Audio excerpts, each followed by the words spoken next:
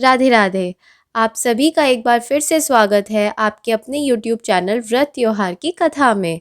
आप सभी को छठ पूजा की ढेर सारी शुभकामनाएं। कार्तिक मास के शुक्ल पक्ष की चतुर्थी को शुरू होकर सप्तमी तक चलने वाली छठ महापर्व 25 से 28 अक्टूबर 2025 तक मनाया जाएगा। कहते हैं जो भी श्रद्धा से छठी मैया की कथा सुनता है उसके जीवन में सुख और समृद्धि आती है। हिंदू धर्म में छठ पूजा का विशेष महत्व है। छठ पूजा का महापर्व भारतीय संस्कृति का अत्यंत पवित्र और आस्था से जुड़ा उत्सव माना जाता है। इस पर्व में सूर्य देव और छठी मैया की पूजा का विशेष विधान है। चारों दिनों तक चलने वाला इस अनुष्ठान की शुरुआत इस साल यानी आज 25 अक्टूबर 2025 को नहाय खाए से हो रही है और इसका समापन 28 अक्टूबर को सूरज को अर्घ देकर होगा।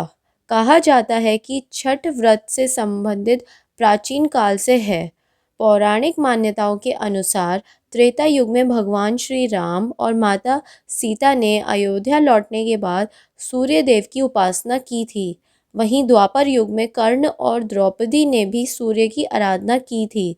इसके अलावा राजा प्रियव्रत द्वारा की गई पूजा से छठ महापर्व का आरंभ माना जाता है।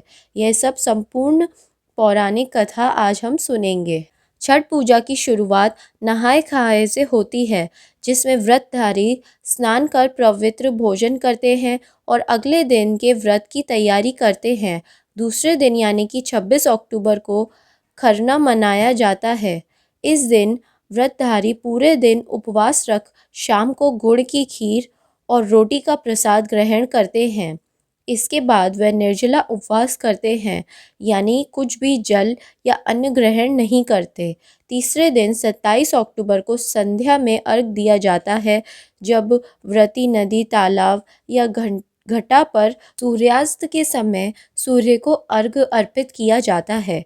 अगले दिन 28 अक्टूबर को उगते सूरज को अर्घ देकर व्रत का समापन किया जाता है। यह छठ पूजा का सबसे महत्वपूर्ण क्षण माना जाता है।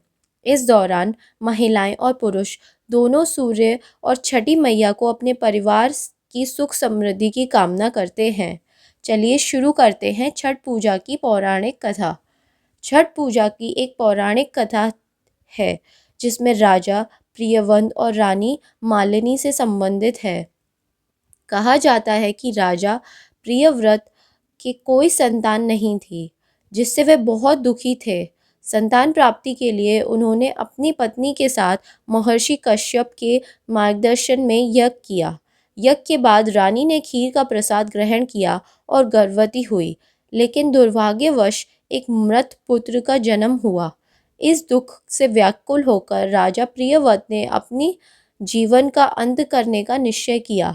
तभी उनके सामने एक दिव्य दृष्टि प्रकट हुई, जिसने कहा, मैं ब्रह्मा जी की पुत्री और सृष्टि की छठी शक्ति हूँ, इसलिए मुझे छठी देवी भी कहा जाता है। और देवी ने राजा से कहा कि यदि वह उनकी आराधना करेंगे और दूसरों को भी इसके लिए प्रेरित करेंगे तो उन्हें संतान सुख अवश्य मिलेगा। राजा प्रियव्रत ने कार्तिक माह के शुक्ल पक्ष की षष्ठी तिथि को देवी षष्ठी की विधि विधान पूजा की। परिमाण स्वरूप उन्हें एक पुत्र की प्राप्ति हुई। तभी से इस दिन छठी मैया की पूजा की परंपरा शुरू हुई है। अगर आपको हमारी वीडियो पसंद आई हो तो कमेंट में हरे कृष्णा ज़रूर लिखिएगा।